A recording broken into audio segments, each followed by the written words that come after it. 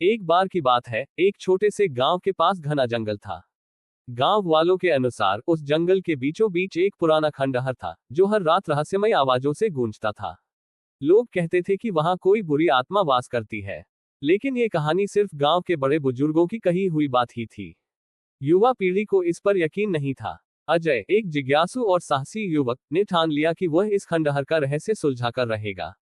उसने अपने दो दोस्तों रोहित और मनीष को इस साहसिक अभियान में शामिल होने के लिए मनाया।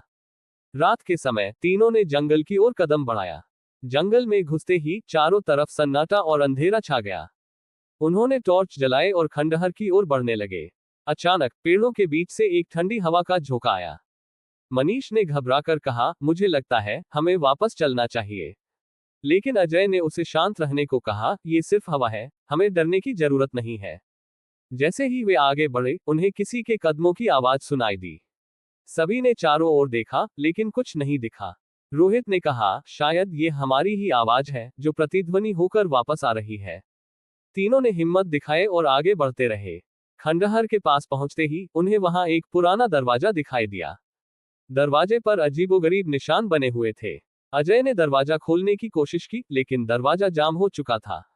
तभी अचानक से दरवाजा खुद ब खुद खुल गया। तीनों ने चौंककर एक दूसरे को देखा, लेकिन फिर भी उन्होंने अंदर जाने का निर्णय लिया। खंडहर के अंदर घुसते ही चारों तरफ धूल और मकड़ियों के जाले फैले हुए थे। दीवारों पर अजीबोगरीब चित्र बने हुए थे। अचानक एक दीवार पर रोहित की नजर पड़ी, जहां खून से लिखा हुआ सावधान शब्द दिखाई दिया। मनीष की घबराहट और बढ़ गई। उसने कहा, यह जगह सच में भूतिया है, हमें यहां से चलना चाहिए। लेकिन अजय ने उसे शांत रहने को कहा और आगे बढ़ने का इशारा किया। खंडहर के बीच में एक पुराना पत्थर का ताजमहल जैसा कुछ बना हुआ था। अजय ने उसे ध्यान से देखा और कहा, यहाँ कुछ न कुछ जरूर है, हमें इसे खोलना होगा। जैसे ही उन्होंने ताजमहल के दरवाजे को छुआ, एक जोरदार चीख सुनाई दी। तीनों ने घबराकर चारों ओर देखा, लेकिन कोई नहीं था। अजय ने कहा, ये जगह हमें डराने की कोशिश कर रही है, हमें हार नहीं माननी चाहिए। उन्होंने ताजमहल का दरवाजा खोल दिया। अंदर एक पुराना ताबूत रखा हुआ था। ताबूत पर अजीबोगरीब निशान बने हुए थे। अचानक ताबूत अपने आप खुल गया और उसमें से एक भयानक साया बाहर निकला।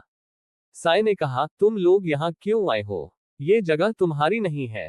रोहित और मनीष ने भागने की कोशिश की, लेकिन दरवाजा बंद हो चुका था। अजय ने हिम्मत जुटाकर पूछा, तुम कौन हो?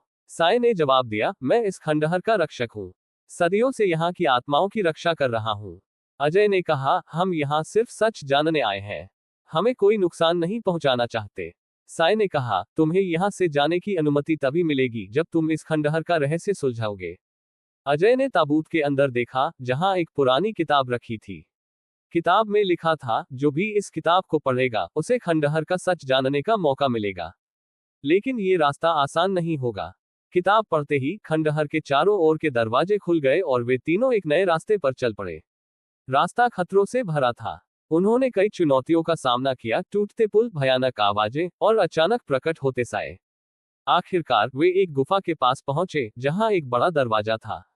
दरवाजे पर लिखा था, केवल साहसी ही इस दरवाजे को खोल सकते हैं। अजय ने हिम्मत दिखाते हुए दरवाजा खोल दिया। अंदर उन्होंने एक चमकता हुआ खजाना देखा, जिसमें सोना, चांदी और अनमोल रत्न भरे हुए थे। खजाने के साथ ही एक पत्र भी था, जिसमें लिखा था, जो भी इस खजाने को पाएगा, वह गांव का रक्षक बनेगा और उसकी आत्मा को शांति मिलेगी। तीनों ने खजाना उठाया और गांव वापस लौट आए। गांव वाले उनकी बहादुरी और हिम्मत की कहानी सुनकर हैरान रह गए। उन्होंने खंडहर को हमेशा के लिए बंद कर दिया, लेकिन कहते हैं कि आज भी उस खंडहर से अजय और उसके दोस्तों की बहादुरी की कहानियां सुनाई देती हैं।